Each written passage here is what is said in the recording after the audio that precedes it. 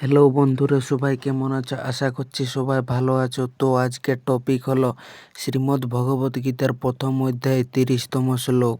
তাহলে চলো আর দেরি না করে শুরু করি। শ্লোকটি হলো ন চ শক্তম্যবস্থাতুং ভ্রমতীব চ মে মন নিমিত্তানি চ পশ্যামি বিপরীতানি কেশব।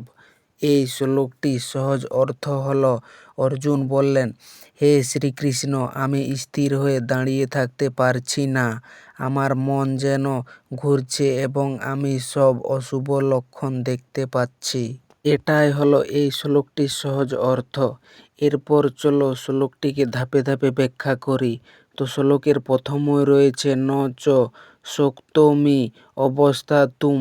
এখানে ন শক্তমি মানে হলো আমি পারছি না, আর অবস্থাতুম মানে হলো স্থির হয়ে দাঁড়িয়ে থাকতে। অর্থাৎ এখানে বলতে চাইছে অর্জুন এতটাই বিচলিত হয়ে পড়েছেন যে তিনি স্থির হয়ে থাকতে পারছেন না। শ্লোকের এরপর রয়েছে ভ্রমতীব চ মে মন। এখানে ভ্রমতি মানে হলো ঘুরছে বা বিভ্রান্ত হচ্ছে, আর মে মন মানে আমার মন। অর্থাৎ এখানে বলতে চাইছে যে অর্জুনের মন অস্থির ও বিভ্রান্ত হয়ে গেছে। শ্লোকের এরপর রয়েছে নিমিত্তানি চ পশ্যামি। এখানে নিমিত্তানি মানে হলো লক্ষণ বা সংকেত, আর পশ্যামি মানে হলো আমি দেখছি। তাই এখানে বলতে চাইছে অর্জুন বিভিন্ন লক্ষণ বা ইঙ্গিত অনুভব করছেন। শ্লোকের শেষে রয়েছে বিপরীতানি কেশব। এখানে বিপরীতানি মানে হলো অশুভ বা উল্টো ফলের, আর কেশব মানে হলো শ্রীকৃষ্ণের এক নাম। অর্থাৎ এখানে বোঝাতে চাইছে, হে কৃষ্ণ, আমি শুধু অশুভ লক্ষণই দেখতে পাচ্ছি। এই শ্লোকটির মূল ভাবটি হলো অর্জুন মানসিকভাবে সম্পূর্ণ অস্থির হয়ে পড়েছেন। তিনি মনে করছেন এই যুদ্ধ থেকে ভালো কিছু হবে না। তার মন ভয়, দুঃখ ও বিভ্রান্তিতে ভরে গেছে। এই শ্লোকের তিনটে গুরুত্বপূর্ণ কথাগুলি হলো, প্রথমটি হলো ন চ শক্তম্যবস্থাতুং মানে দাঁড়িয়ে থাকতে পারছি না। এর আগের 28 ও 29তম শ্লোকে অর্জুনের অঙ্গ শিথিল হয়েছিল ও শরীর কাঁপছিল, কিন্তু এই শ্লোকে অর্জুন বলছেন আর দাঁড়িয়ে থাকতে পারছি না। রণক্ষেত্রে একজন যোদ্ধা দাঁড়াতে না পারা মানে সম্পূর্ণ পতন। শরীরটা এতটাই দুর্বল হয়ে গেছে যে পা দুটো আর শরীরের ভার বহন করতে পারছে না। কিন্তু এটা শুধু শারীরিক দুর্বলতা নয়, এটা মানসিক পতনের চরম রূপ। যখন মন সম্পূর্ণ ভাঙে, শরীরও আর টিকতে পারে না।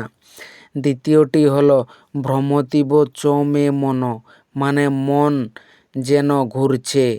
ভ্রমতি মানে ঘোরা, আর বিভ্রান্ত মানে হওয়া। তো অর্জুনের মন এখন একটি চাকার মতো ঘুরছে, কোনো স্থিরতা নেই, কোনো সিদ্ধান্তে পৌঁছতে পারছে না। একবার মন হচ্ছে যুদ্ধ করব, আর মনে হচ্ছে করব না। এই অবস্থাকে আধুনিক মনোবিজ্ঞানে বলা হয় কগনিটিভ ডিসোনেন্স। যখন মনের মধ্যে দুটো বিপরীত চিন্তা একসাথে চলে এবং মন কোনো সিদ্ধান্ত নিতে পারে না। ও তৃতীয়টি হলো নিমিত্তানি বিপরীতানি মানে অশুভ লক্ষণ দেখছি। এটা অত্যন্ত গুরুত্বপূর্ণ। অর্জুন বলেছিলেন তিনি অশুভ লক্ষণ দেখছেন। এই অশুভ লক্ষণগুলো কি? পরের শ্লোকে 31তমতে অর্জুন বিস্তারিত বলবেন, কিন্তু সাধারণত যুদ্ধের আগে অশুভ লক্ষণ বলতে বোঝায় আকাশে শকুন উড়ছে, বাতাসে রক্তের গন্ধ, অস্ত্রশস্ত্র কাঁপছে, মনে অন্ধকার নামছে। কিন্তু এখানে সবচেয়ে বড় অশুভ লক্ষণ হলো অর্জুনের নিজের মনের অবস্থা। যে মন এক সময় অটল ছিল, সে মন আজ টলমল করছে। শ্লোকে কেশব এই নামের তাৎপর্য। অর্জুন শ্রীকৃষ্ণকে কেশব বলে ডাকলেন। কেশব মানে সুন্দর কেশধারী বা কেশী নামক অসুরকে বধকারী। এই নামে ডাকার মধ্যে একটি গভীর অর্থ আছে। যিনি অসুর বধ করেছেন তিনিই পারবেন এই মুহূর্তে অর্জুনের মনের অসুর মোহ অর্থাৎ মোহ ও বিভ্রান্তিকে নাশ করতে। এই শ্লোকে অর্জুনের পতন তিনটি স্তরে। শারীরিক স্তরে তিনি দাঁড়াতে পারছেন না ও মানসিক স্তরে তিনি মন ঘুরছে, বিভ্রান্ত হচ্ছে, আর আধ্যাত্মিক স্তরে তিনি অশুভ লক্ষণ দেখছেন, ভবিষ্যৎ অন্ধকার মনে হচ্ছে। এই তিনটি স্তরের পতন একসাথে হলে মানুষ সম্পূর্ণ অসহায় হয়ে পড়ে। এই অসহায়ত্ব থেকে তিনি কৃষ্ণের কাছে শরণাগত হবেন, আর সেখান থেকেই শুরু হবে গীতার প্রকৃত যাত্রা।